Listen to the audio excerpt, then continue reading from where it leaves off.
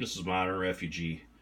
Today I got a group of people I got to cook for. One of the things I like making when I have a group of people to make a meal for is I like making a Mexican restaurant style rice. And what I'm going to do here is I'm going to kind of walk you through my ingredients and some of the mindset behind some of these items.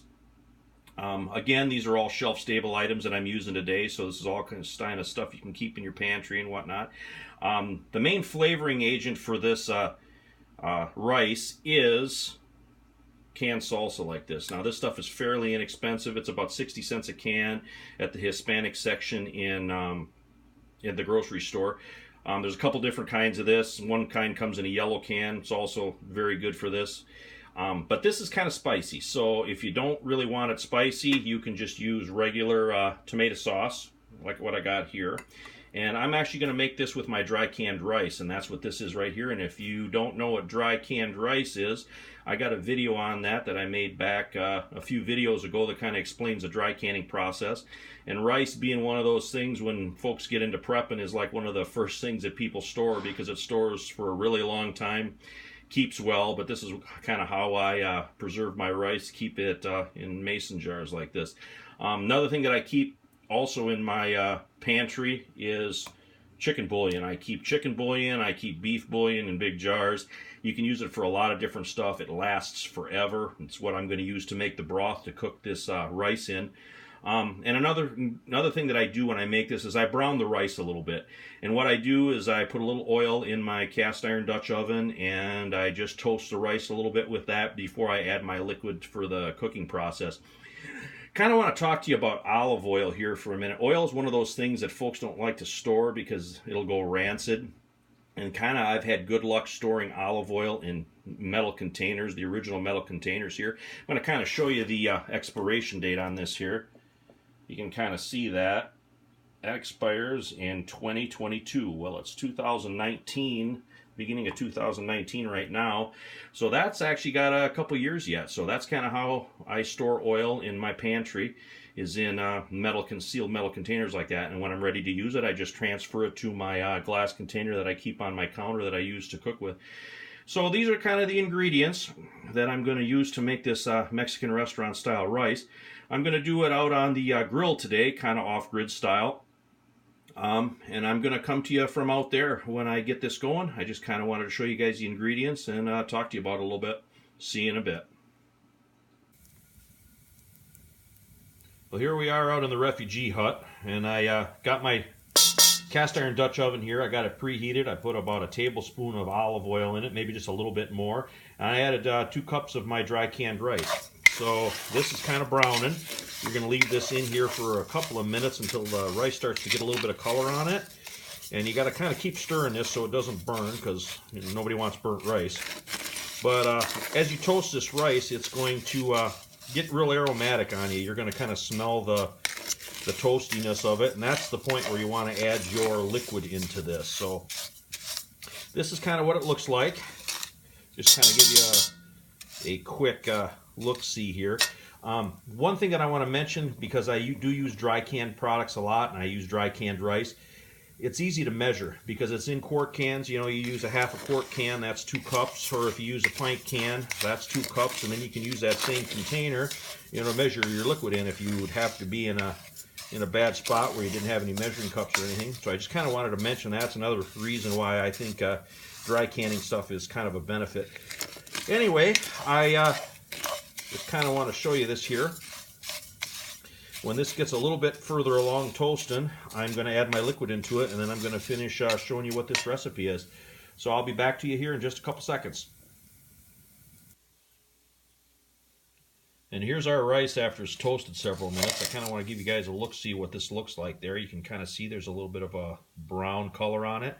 It's got a real aromatic smell to it. This is the point now when you want to add your liquid to it. So after I got the liquid going in here, I'm going to show you what this looks like. Okay, now we're ready to add our liquid into this. I'm going to start with the broth, and this is just the bouillon mixed to the directions. I got 4 cups here because I had 2 cups of rice. Kind of the rule with rice is you use one part rice to 2 parts liquid.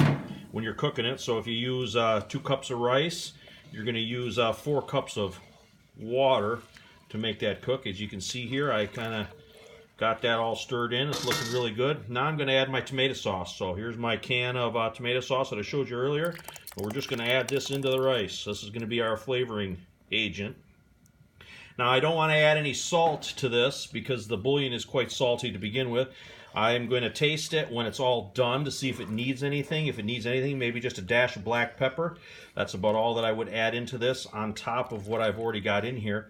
I kind of want to say something about the salsa real quick. You don't have to use canned salsa like I used here. If it was summertime, I would use stuff from the garden. So I would take a couple of tomatoes, I would take a jalapeno, I'd take a small onion.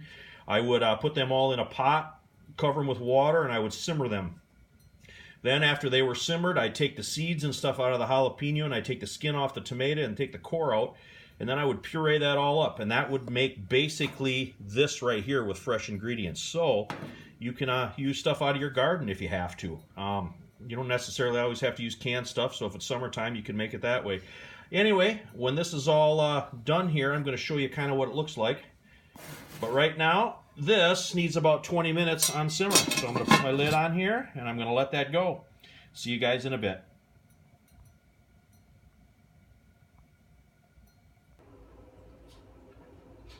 Well, here we are back in the house. It's been about 20 minutes. I let this simmer pretty good for about 10 minutes, and then I shut the heat right off on it. Let the residual heat inside the cast iron Dutch oven do the cooking for me. So it wasn't really on that long. It was probably a good 5 to 8 minutes to toast the rice, and it was probably another 10 minutes after that it simmered, and then I let it shut off, and I let it sit for at least probably another 10 minutes. So that's kind of the scoop on that. Now we're going to take a look-see here. And there it is. Perfectly tender, perfectly done Mexican-style rice. Now I'm going to just give this a little fluff with my... You can see that the rice is nice and tender, nice and fluffy, just like what you want it to be. Now I'm just going to give it a quick taste for flavor here, see if it needs anything.